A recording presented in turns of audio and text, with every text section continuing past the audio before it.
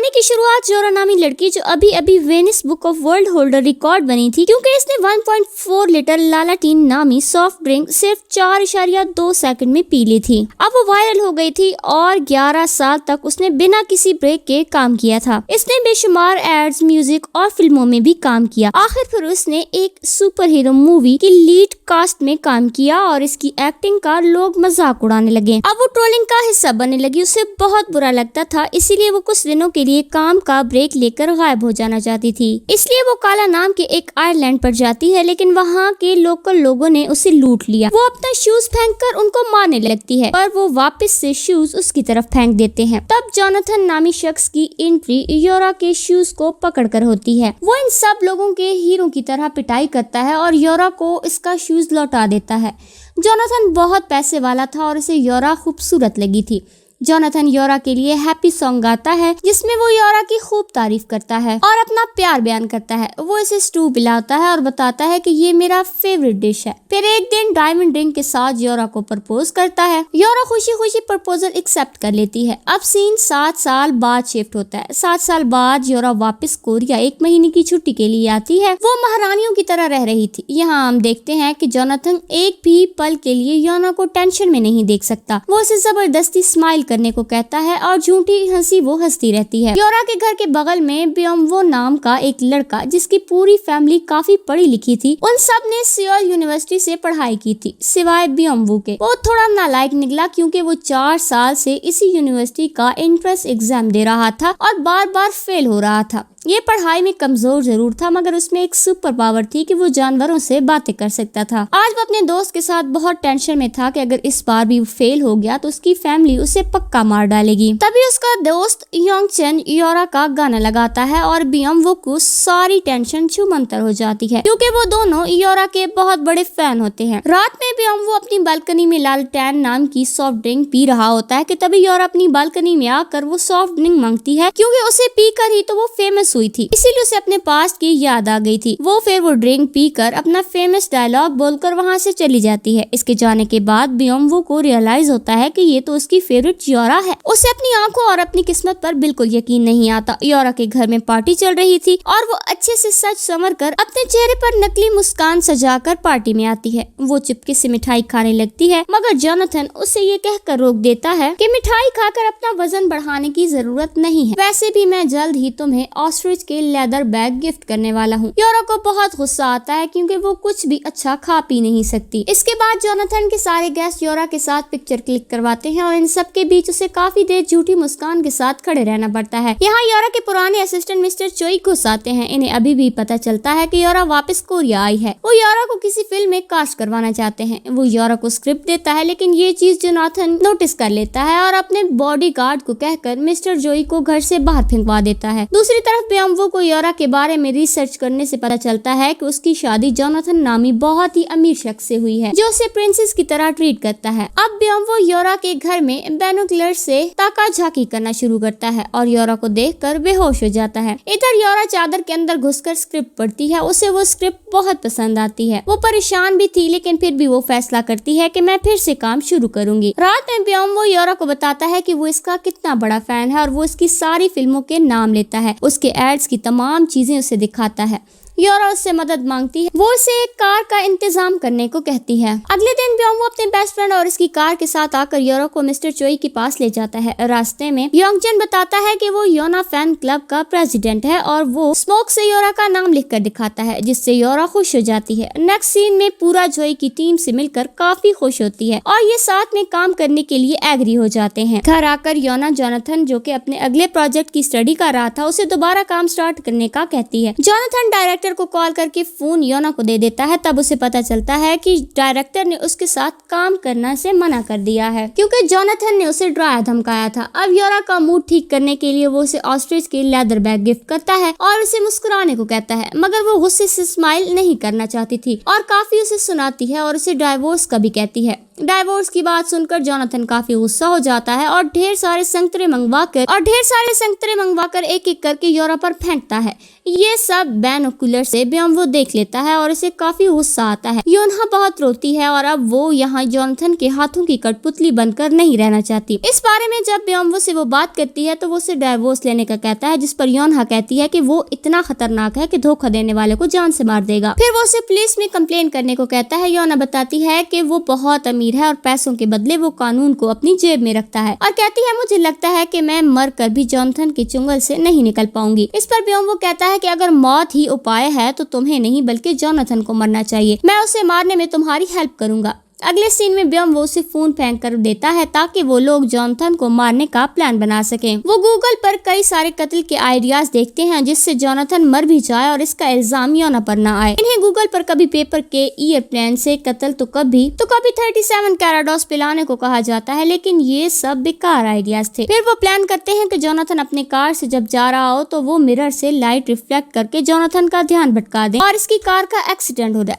पर दोनों car drive नहीं कर सकते थे। फिर वो कहती है कि क्यों ना उसे पीनट खिला दूं जिससे उसे एलर्जी थी, तो बियोम्वो कहता है कि हाँ, फिर वो तकिए से मुंह दबाकर उसे मार देगा। लेकिन योना कहती है कि वो इतना ताकतवर है कि वो तुम्हें आसानी से मार देगा। वो कहती है हमें उसे फर्स्ट ट्राई में ही खत्म करना होगा और अगर हमने ऐसा ना किया तो उसके बाद हमें कोई मौका नहीं मिलेगा। योना से कहती है कि कोई भी अपने फायदे के बगैर काम नहीं करता, तुम बदले में क्या चाहते हो। बियोम्वो कहता है कि मुझे सिर्फ किस चाहिए, जिस पर योना भी इनकार नहीं करती और उसे बच्चा समझकर उसके गाल पर किस करती है, जिस पर बियोम्वो बहुत ज्यादा खुश हो जाता है और उसके दिमाग में आइडिया आता है। अब तक वो जान गया था कि जोनाथन को हारना बिल्कुल भी पसंद नहीं है, इसीलिए वो जोनाथन को एक सोना बेड चैलेंज में फंसाना चाहता है जहां बियोम्वो वहां का टेम्परेचर इतना बढ़ा देगा कि जोनाथन मारा जाएगा। नेक्स्ट सीन में योनहा जोनाथन हॉट एज हेल सोरा के लिए ले जाती है। इस कंपटीशन में जो भी कोई 30 मिनट तक सरवाइव कर लेगा वो जीत जाएगा। जोनाथन और योनहा दोनों पार्टिसिपेट करते हैं। वहीं बियोम्वो बाहर से टेम्परेचर बढ़ाता है। थोड़ी देर बाद बॉब, जो कि इनके साथ पार्टिसिपेट कर रहा होता है, बाहर निकल जाता है और बियोम्वो अंदर आता है ताकि जोनाथन को वो यहाँ ज्यादा देर तक रुकने के लिए उकसा सके। योना भी गिव अप कर देती है और बाहर जाकर गुस्से से टेम्परेचर इतना बढ़ा देती है कि जोनाथन और बियोम्वो दोनों बेहोश हो जाते हैं। जोनाथन इंसानियत दिखाते हुए बियोम्वो को बाहर जाने का कहता है, इसलिए बियोम्वो के दिल में भी जोनाथन के लिए रहम जाग जाता है। बेहोश हो जाने पर योनहा बियोम्वो को बाहर निकाल कर उस पर पानी डालती है, जिससे वो होश में आता है और होश में आते ही वो जोनाथन के लिए दरवाजा खोल देता है।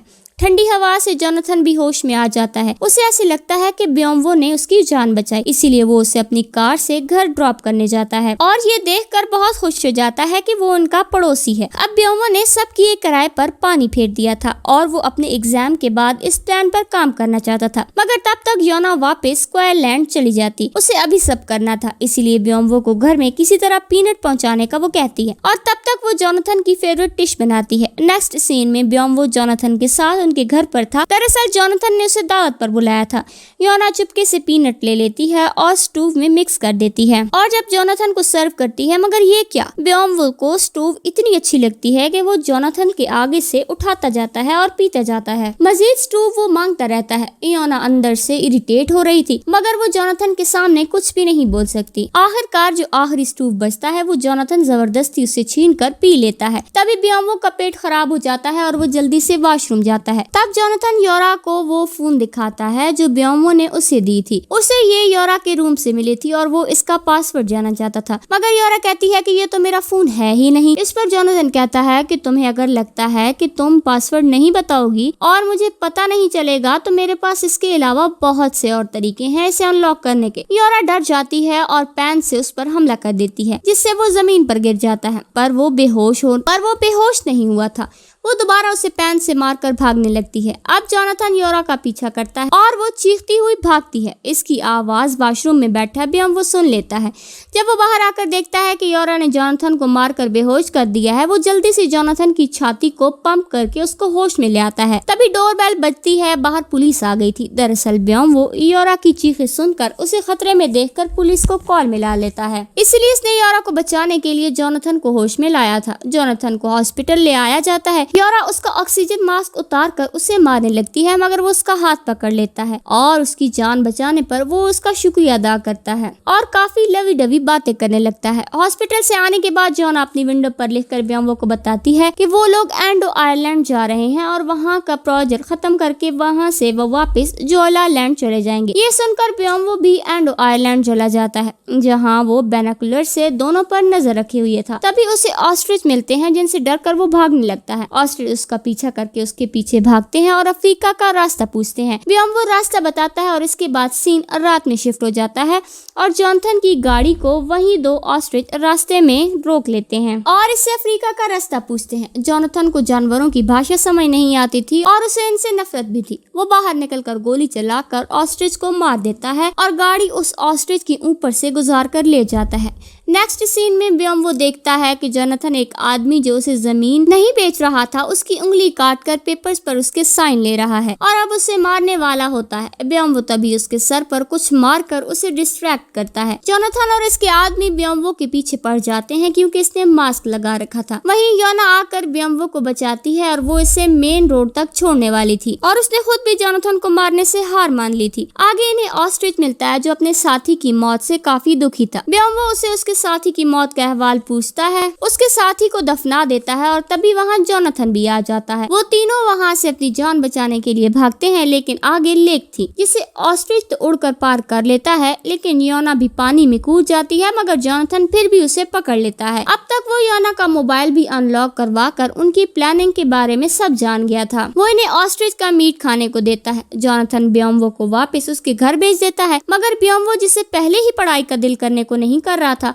अब तो वो बिल्कुल भी ध्यान नहीं दे पा रहा था। उसे बार बार योना याद आ रही थी, मगर धीरे धीरे अपनी लाइफ में वापस आने की वो कोशिश करता है। तभी न्यूज से उसे पता चलता है कि योरा जोनाथन के न्यू प्रोजेक्ट को प्रमोट करने के लिए सियोल आ रही है। ऑस्ट्रिच भी जोनाथन से बदला लेने के लिए सियोल आ जाता है। नेक्स्ट सीन में जोनाथन न्यूज में अपने प्रोजेक्ट के हवाले से कुछ बता रहा था। योना भी वहीं थी और बियोम्बो भी अपने कुछ दोस्तों के साथ न्यूज स्टूडियो में आकर योना को जोनाथन के बंदों से आजाद करवाना चाहता था। जोनाथन अपने बंदों से कहकर योना को एयरपोर्ट ले जाने का कहता है। वो बियोम्बो को काफी पीटता है। तभी बियोम्बो का सिंगल पसली दोस्त जोनाथन के आदमियों को उड़ा उड़ा कर मारना शुरू कर देता है। उसे जोनाथन का बॉडीगार्ड बॉब ही संभालता है और बियोम्बो के बाकी 4 दोस्तों को हाथ ऊपर करके रखकर बैठने की पनिश दी जाती है। बियोम्बो को बाल नोच नोच कर मारा जाता है। तभी वहाँ योना ढेर सारे संतरे लेकर आती है और आज वो भी जोनाथन की तरह उसे संतरे फेंक फेंक कर मारने लगती है। अब वो बियोम्बो के दोस्त एक तरफ और जोनाथन के आदमी उसे बचाने के लिए उसके आगे खड़े हो जाते हैं। तभी सीन में योना के कुछ फैंस की एंट्री होती है। वो सभी मिलकर संतरे से हमला करते हैं, मगर जोनाथन के आदमी अम्ब्रेला खोल लेते हैं। फिर जोनाथन चीख कर योरा को ध्यान से सुनने को कहता है और हैप्पी सॉन्ग गाना शुरू कर देता है, जिसे गाकर उसने योरा को इम्प्रेस किया था। वो योना की आज भी बहुत ज्यादा तारीफ करता है और गाने का जादू चल जाता है। योरा पिघल जाती है और वो भी साथ में गाना शुरू कर देती है। हालांकि वो खुद को कंट्रोल करना चाहती थी, मगर वो नहीं कर पा रही थी। तभी योरा के फैंस योरा का गाना गाना शुरू कर देते हैं, जिसे योरा अपने होश में आने लगती है। वो अपने फैंस को अपने लिए नाचते गाजते देखकर बहुत खुश होती है और इन्हें ज्वाइन करती है। तब जोनाथन फिर से चीखता है और फिर से गाना शुरू कर देता है, पर इस बार योरा नहीं पिघलती। वो जोनाथन के मुंह में संतरा घुसा देती है और तभी स्टूडियो में ऑस्ट्रिच आ जाता है। उसको सभी देखकर हैरान हो जाते हैं। वो गुस्से में धीरे धीरे आगे बढ़कर जोनाथन को अपने पंजे में दबोचकर उड़ जाता है। वो अपने बॉडीगार्ड से मदद मांगता है, मगर वो उसे बाय कहकर अपना पल्ला छुड़ा लेते हैं। ऑस्ट्रिच जोनाथन को मारकर अपने दोस्त का बदला ले लेता है। अब कहानी 2 साल बाद शिफ्ट होती है। योरा का सपना सच हो जाता है और वो फिर से फिल्म में काम करना शुरू कर देती है। हालांकि लोग इसकी खूबसूरती के दीवाने थे, इसीलिए वो थिएटर तक तो आ जाते हैं, मगर आज भी योरा की एक्टिंग बिल्कुल भी किसी को पसंद नहीं आती। मगर योना के सच्चे फैन उसे दिल खोल कर अप्रिशिएट करते हैं, जिसमें बियोम्बो भी होता है। इसके साथ ही ये मूवी खत्म हो जाती है। तो दोस्तों, अगर ये मूवी आपको पसंद आई हो तो हमारे चैनल को सब्सक्राइब कर दें और वीडियो को लाइक कर दें।